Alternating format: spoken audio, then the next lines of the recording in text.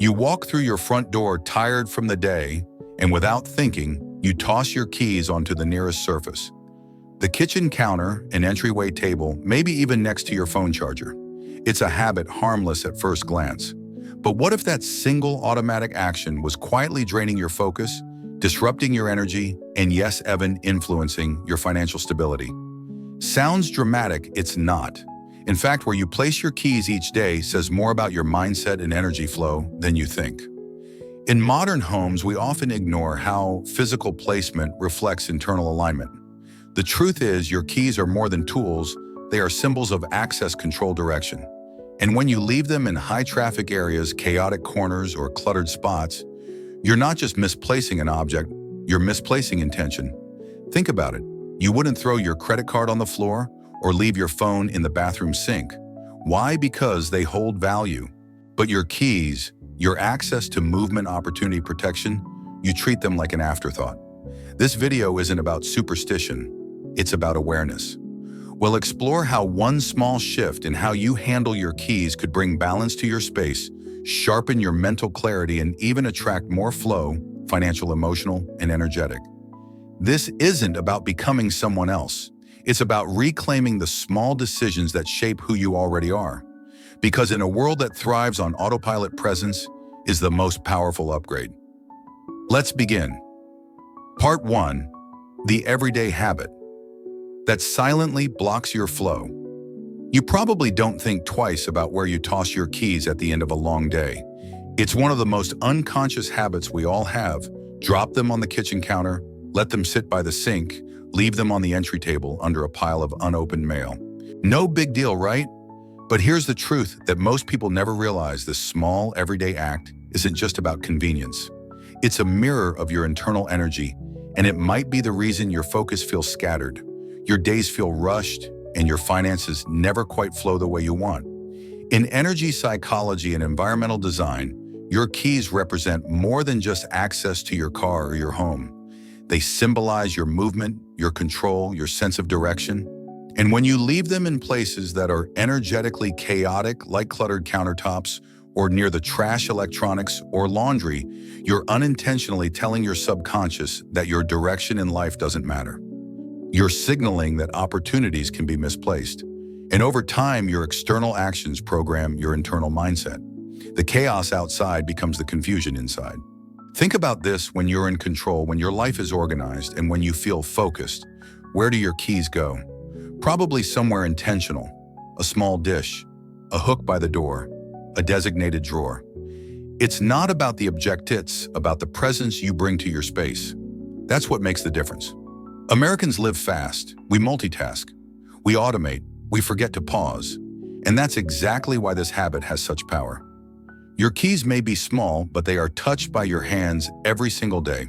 They absorb your thoughts, your energy, your intention, and when they're dropped carelessly into energetic noise, they carry that noise back into your pockets, your car, your next meeting, your next decision.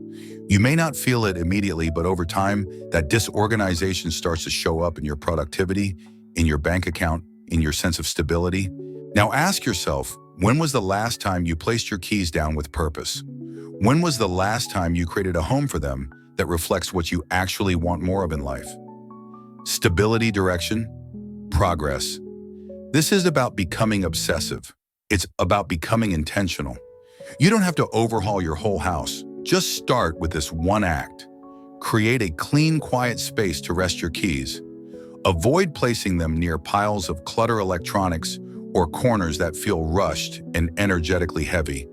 Instead, try placing them near a natural light source, a plant, a framed goal, or even a quiet moment of stillness. That shift doesn't just organize your home, it organizes your mind.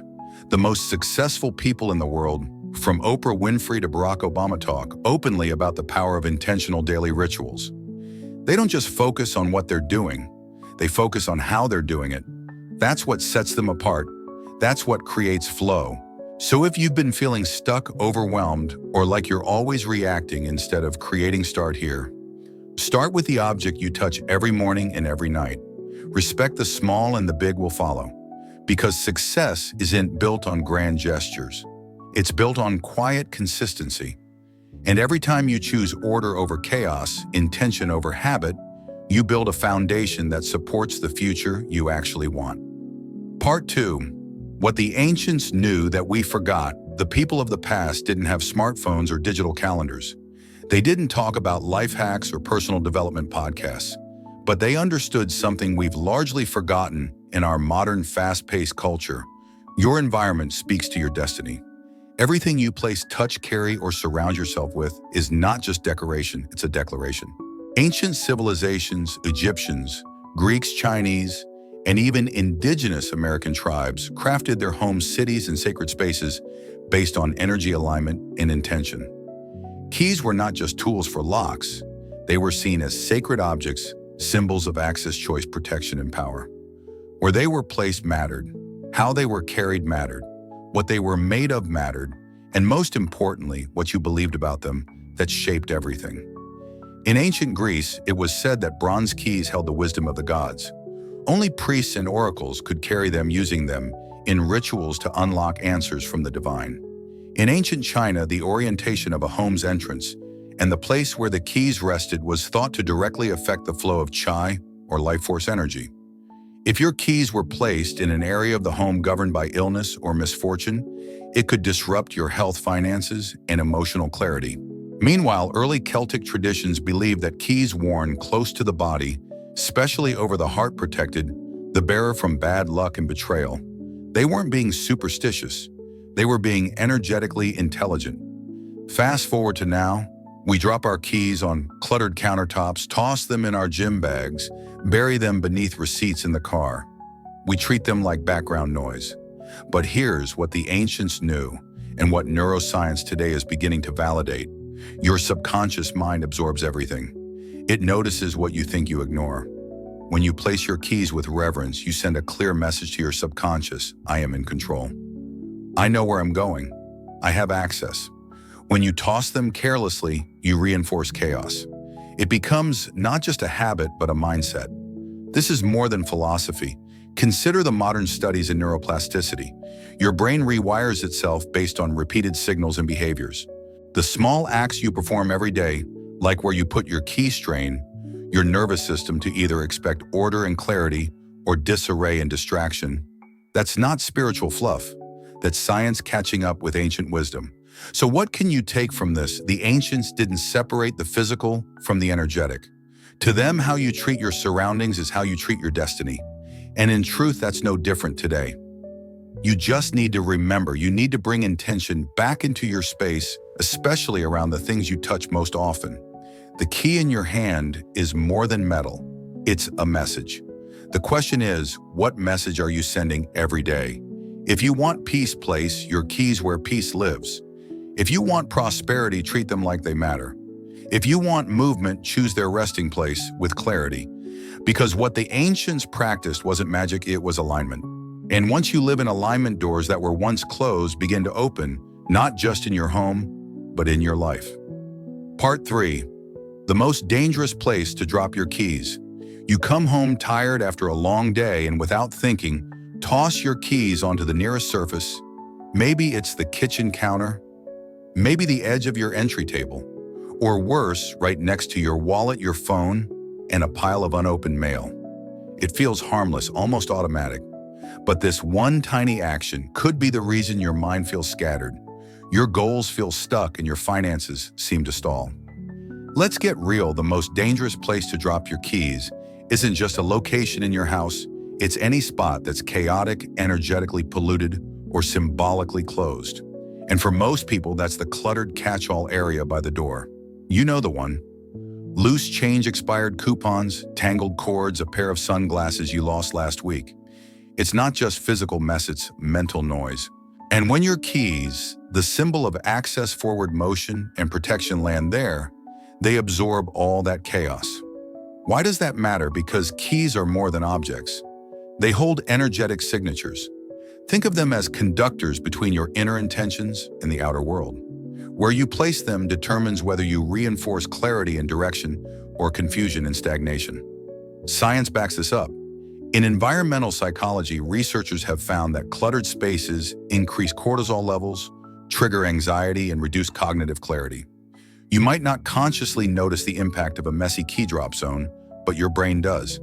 Every time you toss your keys into a pile of disorganization, you reinforce a message: I'm not in control. My life is out of sync.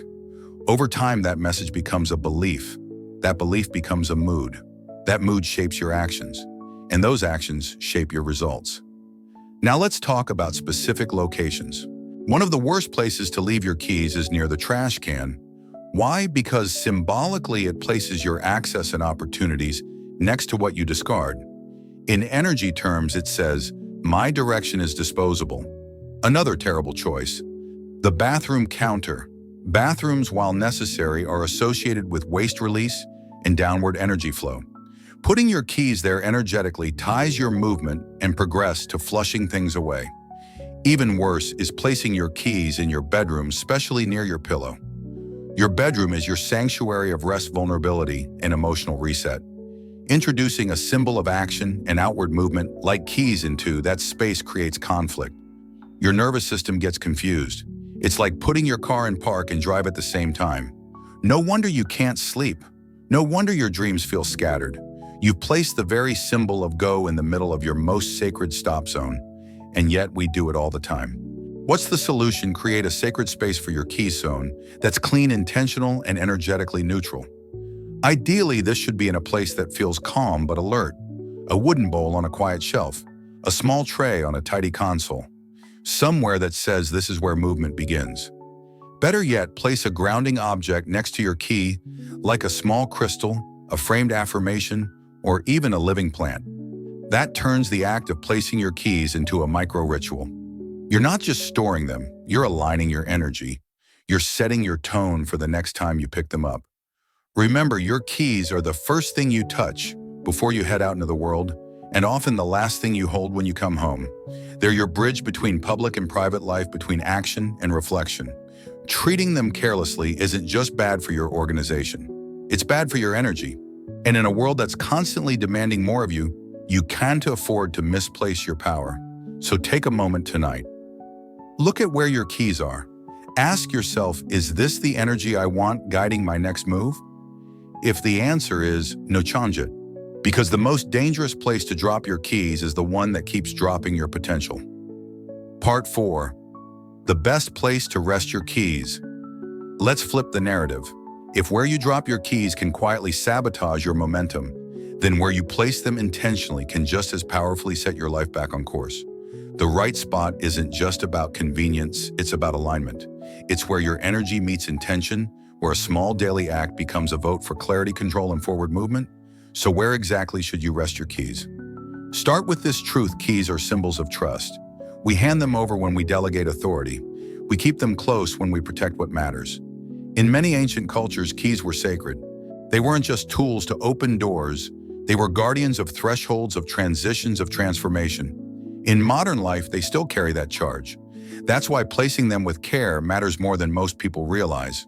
The best place to rest your keys is a dedicated, uncluttered space near your main entrance, but not directly at the door. That threshold is where outside energy meets your private world. Placing your keys too close to it can energetically leak your sense of control. Think of the doorway as your boundary. Instead, position your keys just a few steps inward, still accessible but intentionally grounded. Use a small bowl or dish made of natural materials, wood, stone, ceramic. Why? Because natural elements carry grounding frequencies. They calm the nervous system. They symbolize stability. A wooden tray on a sleek entry table, a stone bowl on a minimalist shelf. These aren't just aesthetics, they're signals to your subconscious. This is a place of order. This is where I hold my power. Now let's talk about what surrounds that space. Keep it clear. No bills, no junk mail, no crumpled masks or expired coupons. Every item near your keys carries a silent message. If the area feels chaotic, your energy mirrors that. But if it feels focused, intentional, even beautifully, you'll feel it every time you leave and return. That's powerful. Want to go deeper? Add a small symbol of protection or prosperity, a piece of black tourmaline to block negativity, a tiny citrine crystal to welcome abundance, a miniature figurine that reminds you of strength or clarity. You're turning a mundane habit into a mindful moment. A pause, a breath, a reset. And if you're a visual person, place a written affirmation next to your key tray. Something simple. I move forward with confidence. I carry the keys to my future. Where I go, peace follows. You'd be amazed how these quiet messages recalibrate your mindset before you even reach for the door. Think about the habits of highly intentional people, CEOs, athletes, spiritual leaders. They don't leave their environments to chance. Their homes reflect their mindset. Their rituals, even the smallest ones, reinforce their goals. Where they place their keys, it's not random. It's chosen. Consider the story of Oprah Winfrey. She's often spoken about the power of setting intention through her space keeping. Her home clutter-free, surrounding herself with meaningful objects, creating flow. While she may not speak about key placement directly, the principle is the same. Your external world shapes your internal energy, and vice versa. So tonight, don't just toss your keys wherever they land. Ask yourself, what message am I sending to my future self? If your current spot doesn't feel calm, clean, and empowering, it's time to change it. Choose a space that supports the energy you want to embody, grounded, clear, and in control. Because every time you place your keys down, you're not just ending your day, you're anchoring your energy. You're setting your trajectory. And when you choose that space wisely, life starts to respond in kind. Not with chaos, not with stagnation, but with clarity, flow, and forward motion. Let your keys rest in the place where your power belongs. Part 5. Make your keys mean something. Most people treat their keys like an afterthought, tossed into bags, buried under receipts, or jingling around in the cup holder of a cluttered car. But what if those small pieces of metal meant more than just access to your front door or your car? What if the way you carry your keys could be a mirror of how you carry your intentions, your identity, and your future? Let's pause on this idea. Keys aren't just tools. They're extensions of belief, of boundaries, of the roles we play and the responsibilities we choose. And when we become intentional about what they represent, they begin to shape more than just our routine. They begin to shape our reality. Think of a police officer's belt, or a building supervisor's lanyard, or a janitor's key ring. The keys aren't just for locks. They symbolize access, authority, presence. When a child holds their first house key, it's not about convenience, it's a rite of passage, a symbol of trust, a step toward independence. That's why how you treat your keys matters. Because if you treat them like clutter, you reinforce the mindset that your access to growth, wealth, or freedom is disorganized, accidental. But if you treat them like talismans, personal symbols of power and potential, you begin to feel more grounded, more prepared, more aligned with your goals. Here's how to elevate your keychain into something more meaningful. Step 1. Clean the clutter.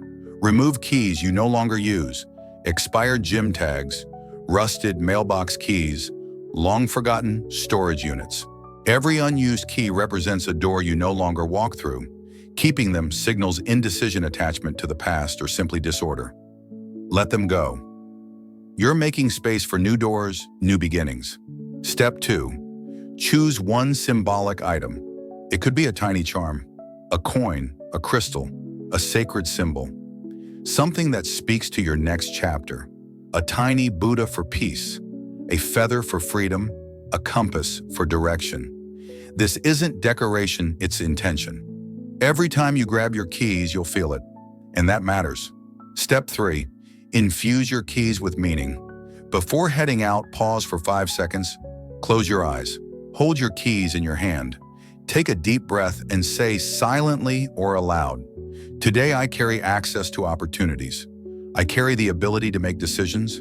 I hold the power to open what matters and close what no longer serves me." This may sound simple, but repeated daily, it becomes a grounding ritual, a recalibration. Want to take it further? Assign meaning to each key you carry. The house key becomes the safety key. The car key becomes the mobility key. The office key becomes the prosperity key. You don't need to announce this to anyone, but your brain will know. And the way you handle your keys will shift subtly but powerfully. Take, for example, someone like Serena Williams. She's spoken often about how she primes her mindset before every match, not just through training, but through symbols, a bracelet from her daughter, a particular warm-up routine, a handwritten word in her tennis bag. These objects aren't random, they are triggers for identity and performance. Your keys can function the same way. So ask yourself today, what do your keys say about the life you're creating? Are they weighed down with outdated access, signaling confusion or stagnation? Or are they curated, clean, intentional, energized with symbols of who you're becoming in a world that's constantly spinning, having even one ritual that grounds you, one physical object that carries meaning can make a world of difference. Your keys go with you everywhere, so make them count. Turn them into reminders of your worth, your goals, your presence, and then with every click, every turn, every door you open, let them say, I know who I am. I know what I'm ready for. Because meaning isn't found, it's made. And you have the power to make it every single day. Part 6. What this says about how you treat yourself. Take a moment and ask yourself this. When you toss your keys on the counter, do you do it with care? Is it just part of the blur that happens between walking in the door and checking your phone? It may seem small, but the way you handle your keys can reflect something much deeper, how you handle yourself. Because here's the truth, how you treat what you carry reveals how you treat what you believe. If your keys are scratched, jumbled, buried in a junk drawer, or stuck to a half-melted candy in your bag, it's not just about clutter. It's a reflection of how you manage the things that grant you access, power, responsibility, and safety. And that's not something to ignore. Think about the objects we handle every day, our phones, our wallets, our keys. They're not just things, they're extensions of our identity, and subconsciously we assign meaning to how we interact with them. When you slam your keys down on the table, what are you really saying? That you're in a rush, that your day owns you, that you don't even have 5 seconds to acknowledge the things that represent your home, your freedom, your movement. Now imagine a different version of you. One who comes in, places their keys gently in a clean, intentional spot. Maybe a small dish by the door, maybe a tray beside a calming photo. It's not just an act of order, it's an act of respect. You're saying this matters, I matter. What I carry deserves to be treated well. Self-respect doesn't start with grand gestures. It starts with small repetitions, the tone you use when you talk to yourself, the way you arrange your space, the pause you take before saying yes to someone else. And yes, it even starts with your keys. If you're careless with the objects you use every day, you might also be careless with your energy, your time, your boundaries. But when you start treating your everyday actions with presence and care, you send a message to yourself and worth showing up for. Let's bring this idea closer to home. Oprah Winfrey once said, "Your home should rise up to meet you." She wasn't just talking about luxury. She was talking about alignment between who you are and what surrounds you.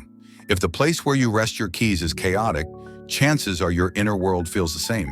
But if you create even one small space of calm and purpose like a designated spot for your key, you begin to shift your entire energetic posture.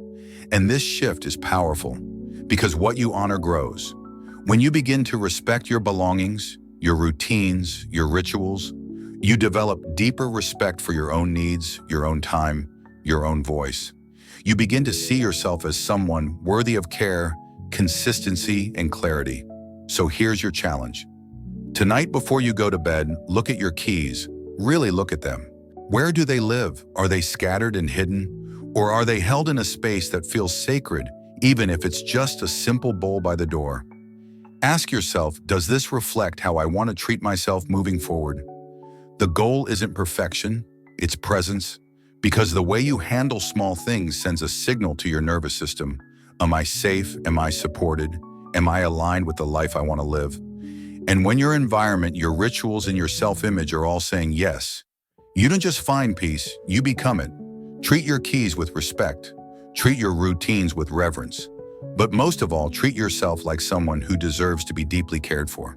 Because you do, every day, in every small way. Part 7, don't just change location. Change meaning. If you've made it this far, you already understand that where you place your keys matters. But here's what most people still miss. The real shift doesn't happen when you move your keys from the table to a fancy tray. It happens when you change what that movement means. Because changing the location without changing the intention is like buying a gym membership and never going. It looks like progress from the outside, but inside nothing's really different. And that's where most transformation efforts fall short. We swap clutter for order, chaos for tidiness, but we forget to infuse that new order with meaning. And meaning is what transforms a habit into a ritual, a routine, into a declaration, a small space into sacred ground. Think about it like this: when someone gifts you something sentimental, a locket from a grandparent, a handwritten letter from a friend, you don't toss it on the counter with yesterday's receipts.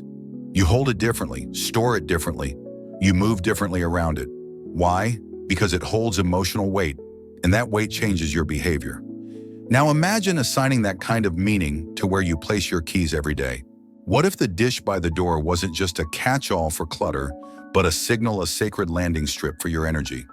A threshold marker that says, I'm home, I'm safe, I'm centered. A physical declaration that you're choosing alignment over autopilot. This is the part where most people roll their eyes and say, it's just keys. But if it were really just keys, you wouldn't lose your mind when you can't find them. You wouldn't panic before a meeting or run back into the house 10 minutes late. Keys represent access, movement, permission, freedom. In many ways, they are your daily passport into the world. And yet most of us handle them like afterthoughts.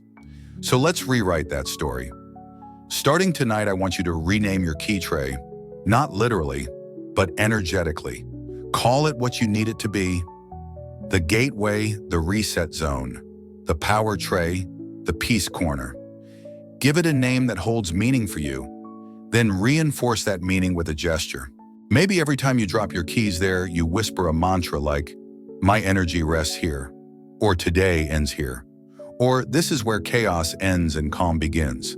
Sounds silly, sure, until it works. Because humans are ritualistic by nature. We assign meaning to everything from the shoes we wear to the mugs we drink from. It's not about superstition, it's about orientation. Anchoring your nervous system to something predictable and sacred so it knows how to feel when you walk through the door. Remember, transformation is never just about rearranging your outer life. It's about rewriting your inner narrative. Changing location without changing story is surface level. But when you change both, that's when life begins to shift in real lasting ways. You're not just finding a better place for your keys, you're reclaiming a piece of your energy. You're making a statement to yourself and to the universe. This space, this moment, this small act, it matters. And when you start treating the smallest details of your life like they matter, bigger changes begin to ripple outward. Because alignment isn't found in one big leap, it's built in the tiny, quiet moments that most people overlook. So don't just move your keys. Move with intention, move with clarity, move with meaning. Because every time you do, you're not just organizing your home, you're reshaping your identity. And that changes everything. Finally, let's step back for a moment. Today, we've talked about keys not just as metal tools, but as symbols. We've explored how the way we treat them reflects the way we treat ourselves. How the careless drop of keys on a cluttered surface isn't just about messiness, it's a metaphor for how we manage energy, intention, and identity. You might be wondering, can something so small really have that much meaning? The answer is yes, because everything carries meaning if you give it meaning. And in a world spinning with distractions, meaning is what brings you back to center. Modern neuroscience tells us that the brain doesn't differentiate much between metaphor and reality. When you create a ritual, when you place your keys with presence, when you attach a mantra, when you choose a specific location that signals peace and readiness, you're not just organizing objects, you're rewiring your brain, you're giving your nervous system a cue it's safe to release, it's time to shift. Psychologists call this anchoring. In Buddhist practice, we might call it mindfulness. Either way, it's the same principle, using a physical action to trigger a mental and emotional state, a state of calm, of clarity, of grounded purpose. And that's why this isn't really about keys. It's about how you enter your space and how that space enters you. It's about choosing to make the transition from chaos to calm intentional. It's about treating your home like a sanctuary and your routines like offerings, not for a god, but for yourself. Because you are sacred space. What we do over and over becomes who we are. And when we begin to live with that level of presence, even in the smallest habits, we shift the entire narrative of our lives. Maybe for the first time, you'll stop seeing your front door as just an entry point. You'll see it as a threshold between the external noise and the internal peace, between reaction and reflection, between old stories and new beginnings. And your keys, they'll become more than objects. They'll become reminders, anchors, tiny declarations that you are ready for wealth, for safety, for transformation. So as you reach for your keys tomorrow, pause. Place them with intention. Let that gesture mean something. Because the future you're trying to attract, it starts with what you choose to hold and how gently, how purposefully, how mindfully you choose to place it down. This isn't superstition, it's sovereignty, and it's yours.